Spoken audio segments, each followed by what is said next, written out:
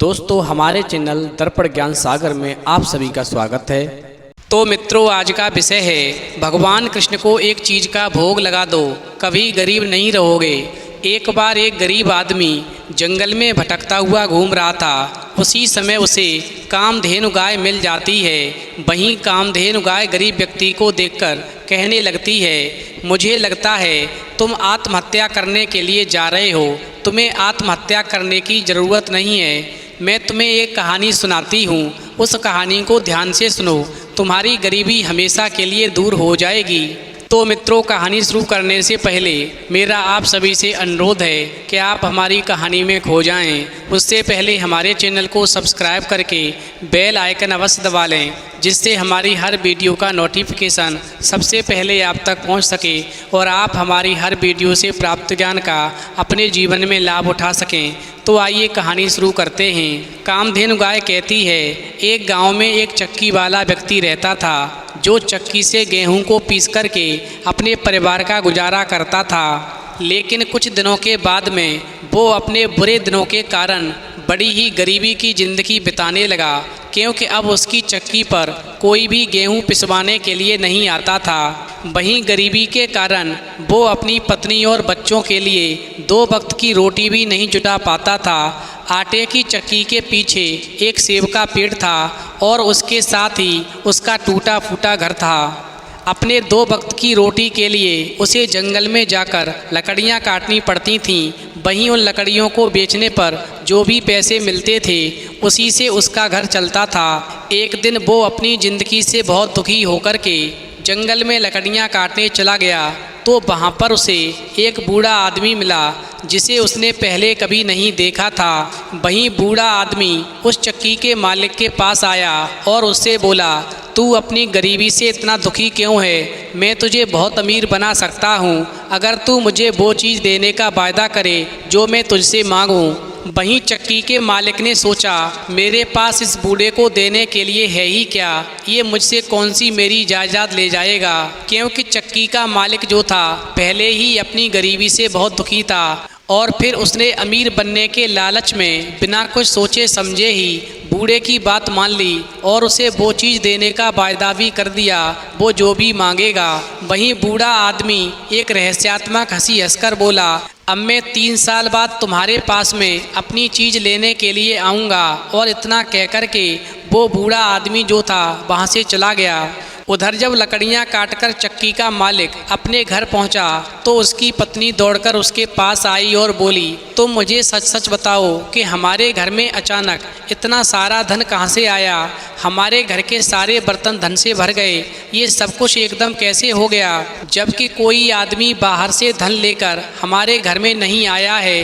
तो उसका पति बोला, शायद ये सब उस बूढ़े आदमी की दया है, जो मुझे आज पहली बार जंगल में मिला था। उसने मुझसे केवल एक चीज़ की मांग की थी और उसके बदले में बहुत सारा धन देने का वायदा किया था। वहीं उसकी पत्नी ने पूछा, वो बूढ़ा आदमी इतना सारा धन देने के बदले में कौन सी चीज़ मांग रहा था? तो चक्की का मालिक बोला, चक्की के पीछे जो सेब का पेड़ है, शायद वो उसे ही लेना चाहता होगा। मगर पत्नी तुरंत जान गई कि वो बूढ़ा आदमी शैतान था, वो सेब का पेड़ नहीं, बल्कि उस सेब के पेड़ से सेब तोड़ती हुई उसकी बेटी को उनसे छीनना चाहता है। और फिर ऐसा सोच कर के उस चक्की वाले की पत्नी बहुत डर गई और साथ ही उसे अपने पति पर भी बहुत गुस्सा आया, जिसने धन के लालच में बिना कुछ सोचे समझे ही हाँ कर दी। वहीं उसकी समझ में नहीं आ रहा था कि वो अपनी बच्ची को शैतान के चंगुल से कैसे बचाए। वहीं कामधेनु आगे कहती है, चक्की के मालिक की बेटी बहुत ही सुंदर और सुशील थी, साथ ही ईश्वर की बड़ी भक्त थी। रोज सुबह नहा धोकर वो ईश्वर की प्रार्थना करती थी और रोजाना भगवान को भोग लगाती थी। इधर धीरे धीरे 3 साल कैसे बीत गए, किसी को पता ही नहीं चला। तभी एक दिन अचानक वो बूढ़ा आदमी उस चक्की के मालिक के सामने आकर खड़ा हो गया और उससे बेटी देने की मांग करने लगा। वहीं चक्की का मालिक उस बूढ़े की मांग को सुनकर के घबरा गया। उसने तो सपने में भी नहीं सोचा था कि ये बूढ़ा आदमी इस पैसे के बदले में उससे उसकी बेटी की मांग करेगा। वहीं जब वो अपनी बेटी को बुलाने पहुंचा, तो उस चक्की मालिक की बेटी भगवान कृष्ण की पूजा कर रही थी। अतः वो अपनी बेटी से बिना कुछ कहे उस शैतान के पास वापस आकर बोला, मेरी बेटी अभी पूजा कर रही है, तुम कल आकर उसे ले जाना। इस प्रकार बूढ़ा बिना कुछ जवाब दिए हुए वहाँ से चला गया और अगले दिन फिर चक्की के मालिक के पास पहुँच गया, पर आज भी उसकी लड़की पूजा में व्यस्त थी। अब तो बूढ़े को चक्की के मालिक पर बहुत गुस्सा आया और वो बोला, जिन हाथों से तेरी लड़की पूजा कर रही है तू उन्हीं हाथों को काटकर मेरे पास लेकर आ। वहीं चक्की का मालिक घबराकर बोला, बाबा आप कैसी बातें करते हो, मैं अपनी ही बेटी के हाथ कैसे काट सकता हूँ। तो बूढ़ा आदमी बोला, ठीक है, अगर तू मेरे कहे अनुसार अपनी बेटी के हाथ नहीं काटेगा तो मैं तेरी ही गर्दन मरोड़ दूंगा और अपने साथ ले जाऊंगा। वहीं बूढ़े की ये बात सुनकर के चक्की का मालिक बहुत डर गया, क्योंकि वो मरना नहीं चाहता था। फिर वो घबराकर अपनी बेटी के पास पहुंचा। वहीं उसने अपनी बेटी को सारी बात सुना दी और फिर बोला, बेटी मैं तेरे हाथ काटना तो नहीं चाहता, लेकिन बूढ़ा मेरी जान ले लेगा यदि मैंने तेरे हाथ नहीं काटे, और बाप होने के नाते मैं अपनी बच्ची के हाथ कैसे काट सकता हूँ। वहीं लड़की ने अपने पिता को तसल्ली दी और ईश्वर की इच्छा मान करके अपने दोनों हाथ अपने पिता के सामने कर दिए। वहीं पिता ने आंखें बंद करके अपनी बेटी के दोनों हाथों पर तेज चाकू से ऐसा वार किया कि उसके दोनों हाथ कट गए। वहीं हाथ लेकर के वो बूढ़े के पास पहुंचा। वहीं बूढ़े ने दोनों हाथ उससे ले लिए और बोला, अब तेरी ये लड़की तेरे किसी काम की नहीं है, अब तू इसे मेरे हवाले कर देना, मैं कुछ दिनों के बाद में इसे वापस लेने आऊँगा। वहीं चक्की का मालिक अपने इस पाप के लिए बहुत दुखी था, पर वो अब उस शैतान से छुटकारा भी नहीं पा सकता था, क्योंकि उसने बिना सोचे समझे पैसों के लालच में उसकी मांग स्वीकार कर ली थी। अब वो अपने इस कुकर्म के लिए अपनी बेटी से बार बार माफ़ी मांगने लगा, पर उसकी बेटी अब अपने माता पिता के साथ में नहीं रहना चाहती थी, क्योंकि शैतान से पैसा लेने के बाद में उसके पिता का जो दिमाग था वो पूरी तरह से बदल गया था। किसी ने सच कहा है कि पाप की कमाई खाने से इंसान का दिमाग भी पापी किस्म का हो जाता है। इधर भगवान कृष्ण में विश्वास रखने वाली वो लड़की अपने घर को छोड़ कर के कहीं दूर चली जाना चाहती थी, ताकि वो शैतान कोई नया गुनाह करने के लिए फिर उसके पिता को मजबूर ना करे। वहीं माता पिता के लाख समझाने के बावजूद भी वो लड़की अगले दिन अपने घर से निकल गई। वहीं दिन भर चलने के कारण वो पूरी तरह से थक चुकी थी और साथ ही उसे बड़ी भूख भी लगी थी। वहीं बगीचे में नाशपाती के पेड़ों पर 2-4 पकी नाशपातियां लटक रही थीं। वहीं उन नाशपातियों को देख करके उस लड़की की भूख और बढ़ गई, पर उन नाशपातियों तक पहुंचना उसके बस का नहीं था, क्योंकि एक तो फल बड़ी ऊंचाई पर लगे थे और दूसरे उसके हाथ भी नहीं थे। अब वो अपनी लाचारी पर बहुत दुखी हुई और वो जमीन पर बैठ कर के भगवान कृष्ण का ध्यान करने लगी। तभी सफ़ेद कपड़े पहने एक सुंदर सी लड़की उसके सामने आकर खड़ी हुई और बोली, तुम चिंता मत करो, मैं तुम्हारी मदद करने आई हूँ। मुझे मालूम है तुम्हें भूख लगी है और तुम सामने वाले पेड़ की पकी हुई नाशपातियाँ खाकर अपनी भूख मिटाना चाहती हो। तुम चिंता मत करो, मैं अभी तुम्हारे लिए कुछ पकी हुई नाशपातियाँ तोड़कर लाती हूँ। वहीं कामधेनु आगे कहती है। इस प्रकार इतना कहकर के वो सुंदर सी लड़की 3-4 नाशपातियाँ तोड़कर लाई और अपने हाथों से खिलाने लगी। वहीं उस बाग का माली ये सब कुछ देखकर भी डर के मारे चुप रहा। उसे लगा कि ये जरूर कोई भूत है जो सफ़ेद कपड़ों में उसके बाग में घुस आया है। वहीं जब उस लड़की की भूख शांत हुई तो उसने उस देवी को हृदय से धन्यवाद दिया और वहाँ से उठ कर के झाड़ियों में छुपकर सोने के लिए चली गई। वहीं अगले दिन जब उस बाग का मालिक जो एक सुंदर राजकुमार था उस माली के पास पहुँचा तो माली ने उस राजकुमार को उस अनहोनी घटना के बारे में बताया। वहीं राजकुमार को विश्वास नहीं हुआ, क्योंकि आज तक उसके बाग में कोई भूत प्रेत नहीं आया था। वहीं राजकुमार को लगा कि उसके माली ने जरूर कोई सपना देखा होगा, पर माली अपनी बात पर डटा रहा, क्योंकि उसने अपनी दोनों आँखों से सब कुछ देखा था। फिर राजकुमार बोला, ठीक है, आज रात को मैं भी तुम्हारे साथ इस बगीचे में छुपकर देखूंगा कि सचमुच वो कोई भूत तो नहीं है। इस प्रकार सारे दिन चुपचाप वो लड़की घनी झाड़ियों में छुपकर बैठी रही, पर जैसे ही थोड़ा अंधेरा होना शुरू हुआ वो झाड़ियों से निकलकर नाशपाती के पेड़ के पास पहुंची और ईश्वर से प्रार्थना करने लगी और फिर कल वाली सुंदर सी लड़की 3-4 नाशपातियाँ लेकर के उसके पास में पहुँची और उसे अपने हाथों से खिलाने लगी। वहीं जैसे ही नाशपातियाँ खत्म हुईं, वैसे ही राजकुमार, जो अपने माली के साथ में एक बड़े से पेड़ के पीछे छुपा हुआ था, झट से बाहर आया और बोला, तुम लोग कौन हो? तुम इस दुनिया के लोग हो या किसी और दुनिया के हो? वहीं बिना हाथों वाली लड़की उस अजनबी राजकुमार को देखकर डर गई और गिड़गिड़ाते हुए बोली, मैं इसी दुनिया की अभागी लड़की हूँ। आज ईश्वर के अलावा सभी ने मुझे इस संसार में अकेला छोड़ दिया है, यानी मुझे मेरे कृष्ण जी के अलावा सभी ने इस संसार में अकेला छोड़ दिया है। मेरा सिवाय भगवान कृष्ण के अब कोई सहारा नहीं है। वहीं राजकुमार जब उस लड़की के नज़दीक पहुंचा तो सफ़ेद कपड़ों वाली लड़की वहां पर नहीं थी, केवल वहां पर बिना हाथों वाली लड़की घुटनों के बल वहां पर बैठी थी।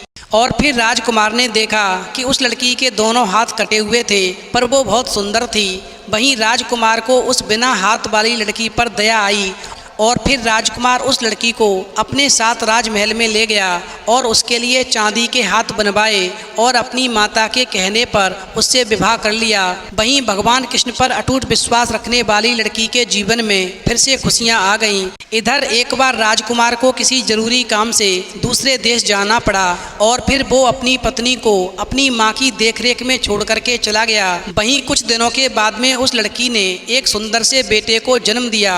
वहीं राजकुमार की माँ ने एक दूत के हाथों से ये खुशखबरी लिख करके अपने बेटे के पास भेजी, पर रास्ते में जब वो दूत थक करके आराम करने लगा तो उस शैतान ने आकर चुपचाप खत को बदल दिया और उसमें लिख दिया कि उसकी पत्नी ने एक अपंग बच्चे को जन्म दिया है।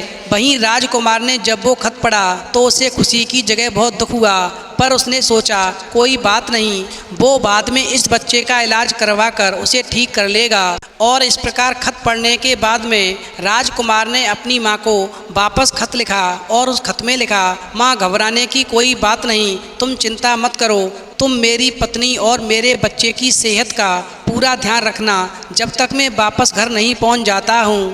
कामधेनु गाय आगे कहती है, इस प्रकार जब वो दूत राजकुमार से खत लेकर के वापस राजमहल के लिए लौट रहा था तो रास्ते में फिर वो आराम करने के लिए पुनः पहले वाले स्थान पर बैठ गया और उसे नींद आ गई। वहीं इसी बीच शैतान ने दूसरा खत उसकी जगह रख दिया और उस खत में लिखा था कि माँ बेटे दोनों को जान से मार डालो। वहीं जब अगले दिन दूत ने वो पत्र लेकर के राजमाता को दिया तो राजमाता उस पत्र को पढ़ करके हैरान रह गई कि उसका बेटा कितना बड़ा निर्दयी है जो कि अपने बेटे और अपनी पत्नी को मारने के लिए लिख रहा है।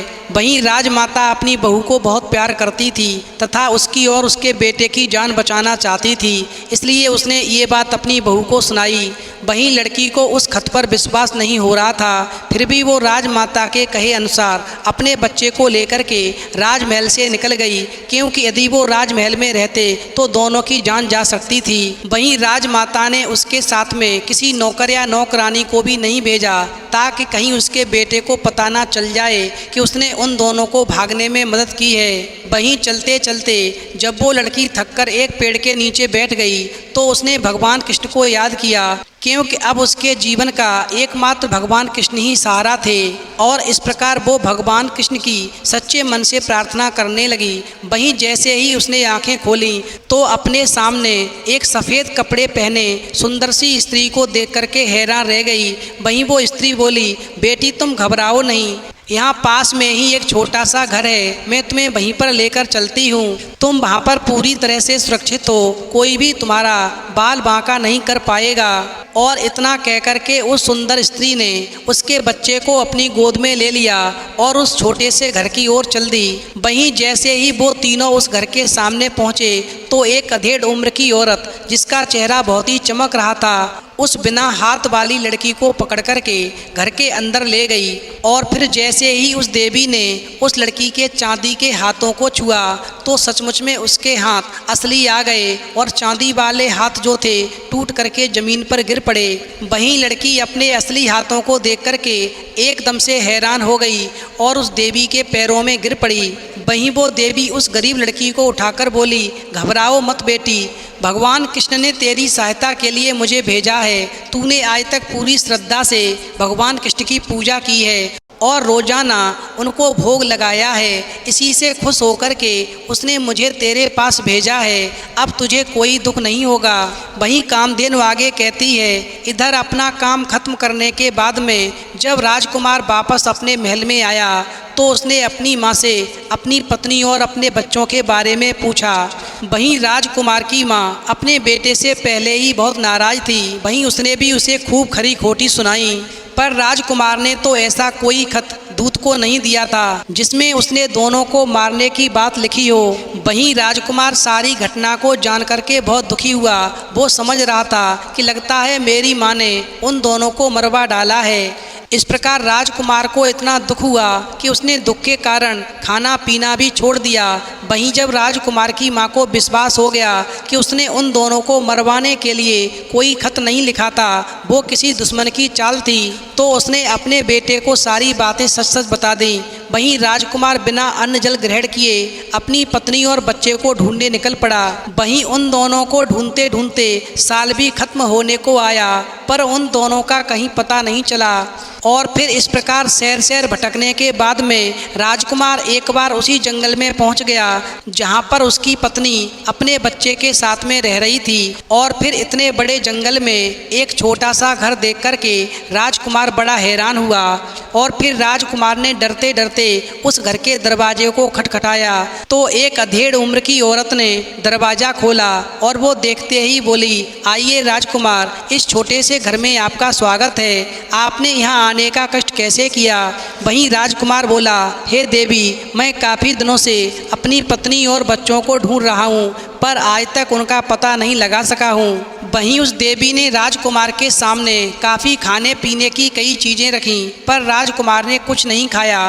वो बोला, कुछ भी खाने की इच्छा मुझे नहीं है, मैं यहाँ पर कुछ देर आराम करना चाहता हूँ, अगर आप मुझे आज्ञा दे दें तो। वहीं वो देवी कहने लगी, क्यों नहीं राजकुमार, आप इसी बिस्तर पर आराम कीजिए। वहीं वो राजकुमार उस देवी की आज्ञा पाकर के उसी बिस्तर पर आंखें बंद करके लेट गया। तभी उसे अंदर से कुछ बातें करने की आवाज़ें सुनाई दी। वहीं वो देवी उस गरीब लड़की से कह रही थी कि बाहर जाकर देखो, तुम्हारा पति तुम्हें और तुम्हारे बच्चे को ढूंढता हुआ यहाँ तक आ पहुँचा है, जरा उससे बाहर जाकर मिलकर आओ। इधर देवी और उस गरीब लड़की की बातों को वो राजकुमार बड़े ही ध्यान से सुन रहा था। इधर वो गरीब लड़की जैसे ही राजकुमार से मिलने के लिए बाहर आई, उधर राजकुमार ने झट से अपनी आंखों पर हाथ रख लिया ताकि वो चुपके से उस औरत का चेहरा देख सके। वहीं उस लड़की ने धीरे से उस राजकुमार के पास आकर उसे पहचानने की कोशिश की, पर उसकी बड़ी हुई दाढ़ी से वो उसे नहीं पहचान सकी। पर राजकुमार झट से अपनी पत्नी को पहचान गया। लेकिन उसने उस लड़की के हाथों में जब एक बच्चे को देखा तो राजकुमार ने सोचा, ये मेरी पत्नी नहीं, ये कोई और औरत होगी, क्योंकि उसकी पत्नी के हाथ तो सचमुच के नहीं बल्कि चांदी के थे। और फिर वो इस बात की सच्चाई को जानने के लिए एकदम से उठ कर के बैठ गया। और फिर जैसे ही वो लड़की के नज़दीक पहुंचा तो वो लड़की जो थी एकदम से अपने पति यानी उस राजकुमार को पहचान गई और कहने लगी, मैं ही आपकी अभागी पत्नी हूँ और ये आपका अभागा बेटा है। वहीं राजकुमार को उस औरत की बात पर बिल्कुल भी विश्वास नहीं हो रहा था कि वो सचमुच के हाथों वाली उसकी ही अपनी पत्नी है। तभी वो अधेड़ उम्र वाली देवी चांदी के हाथों को लिए हुए तेजी से बाहर आई। वहीं कामधेनु गाय आगे कहती है कि जो देवी चांदी के हाथों को लेकर के तेजी से घर के बाहर आई थी, वो औरत कोई और नहीं, वो तो स्वयं राधा रानी थी। और फिर वो उन दोनों हाथों को राजा के सामने रखती हुई बोली, मेरे भगवान कृष्ण ने इसकी पूजा और भक्ति से खुश होकर के इसे इसके असली हाथ वापस कर दिए हैं, क्योंकि इसने भगवान कृष्ण को माखन मिश्री का नित्य प्रति भोग लगा करके प्रभु को प्रसन्न कर लिया था। और जब मेरे प्रभु की कृपा किसी पर हो जाती है तो उसकी गरीबी हमेशा के लिए दूर हो जाती है, उसके सारे दुख दर्द हमेशा के लिए दूर हो जाते हैं। वहीं वो राजकुमार कहने लगा, हे माते, इतना तो बता दो, भोग को कैसे तैयार करना चाहिए जिससे मैं भी अपनी पत्नी की तरह भगवान को भोग लगा सकूं। वहीं राधा रानी कहने लगती हैं, माखन मिश्री का भोग तैयार करते समय मेरे प्रभु श्री कृष्ण का लगातार जप करते रहना चाहिए जब तक भोग ना बन जाए। क्योंकि भोग बनाते समय जो स्त्री पुरुष कृष्ण जी का ध्यान लगाए रहते हैं और ध्यान लगाकर ही भोग बनाते हैं, उनकी मनोकामना अतिशीघ्र मेरे प्रभु पूरी करते हैं और उनकी गरीबी हमेशा के लिए मिटा देते हैं। जैसे तुम्हारी पत्नी के हाथ वापस आ गए और एक गरीब लड़की जिसे उसके माता पिता ने भी छोड़ दिया, उसके पिता ने उसके हाथों को काट दिया, उसे अपने हाथ गंवाने पड़े, फिर भी वो मेरे कृष्ण जी की कृपा से एक राज्य की रानी बन गई और यही आपकी पत्नी है। वहीं कामधेनु गाय आगे कहती है कि इतना कहकर के राधा रानी तो अंतर्ध्यान हो गई। उधर राजकुमार ये सुनकर के खुशी से उछल पड़ा कि वही उसकी पत्नी है और फिर उसने राधा रानी और भगवान कृष्ण को धन्यवाद दिया और अपने बेटे और अपनी पत्नी को लेकर के अपने महल में वापस आ गया, जहाँ पर राजमाता ने बड़ी ही धूमधाम से सबका स्वागत किया। अंत में भगवान कृष्ण की कृपा से उस शैतान का भी अंत हो गया। मित्रों, इस प्रकार वो गरीब व्यक्ति जो था कामधेनु गाय के द्वारा कहानी सुनने के बाद में भगवान कृष्ण के लिए भोग को किस प्रकार तैयार करना चाहिए, ये सारी बात जान कर के घर वापस आता है और रोजाना भगवान कृष्ण का ध्यान लगा कर के भोग को तैयार करता है, यानी माखन मिश्री का भोग तैयार करता है और भगवान कृष्ण को नित्य प्रति भोग लगाता है, उनका जप करता है। वहीं भगवान कृष्ण की कृपा उस पर होती है और उसकी गरीबी हमेशा के लिए दूर हो जाती है। उसे एक गुफा में गड़ा हुआ खजाना मिल जाता है, जिससे उसका जीवन अटल हो जाता है, उसके जीवन के सारे दुख दर्द हमेशा के लिए दूर हो जाते हैं। तो मित्रों, यदि आपको वीडियो पसंद आई हो तो प्लीज़ आप हमारे चैनल को सब्सक्राइब करें और भगवान कृष्ण और राधा रानी के लिए एक लाइक करना बिल्कुल भी न भूलें।